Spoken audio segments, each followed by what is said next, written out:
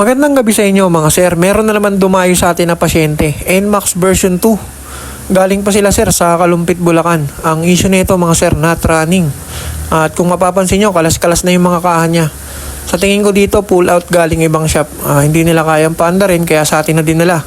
So ayan mga sir, gagawin natin lahat ng mga kaya natin para mapaandar natin itong NMAX version 2 at hindi sila gumastos ng malaki. Let's go! Magandang gabi sa inyo mga sir. Meron din nila sa atin na unit ngayon, NMAX version 2. Bali galing pa to ng Kalumpit, Bulacan. Dinala sa atin to mga sir. Nakahubad na yung mga kaha niya. So ibig sabihin mga sir, ginawa na tong unit na to, pero hindi nila mahanap yung sakit. Ang issue nito mga sir, bigla na lang hindi gumana yung kanyang keyless ignition system.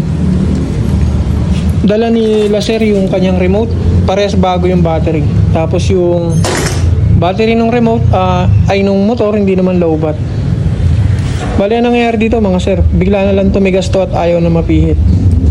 Tapos walang response yung motor, hindi lumalabas yung kanyang key indicator kahit okay naman yung battery.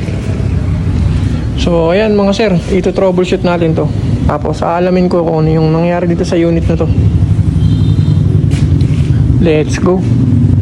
A few moments later.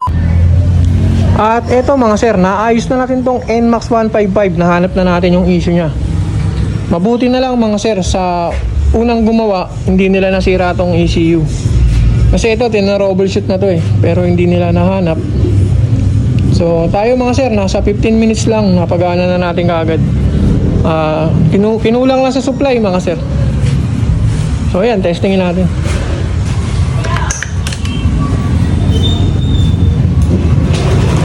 Ayan mga sir, buhay na tong NMAX 155. Makakauwi na si sir from Bulacan. Dinayo pa tayo dito sa Camarin North, Caloocan.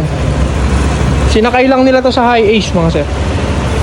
So yun mga sir, basta usapang kuryente kahit anong motor pa yan. Dito lang yan sa Gerald Works mga sir. Maraming salamat sa tiwala mga sir. God bless and ride safe always.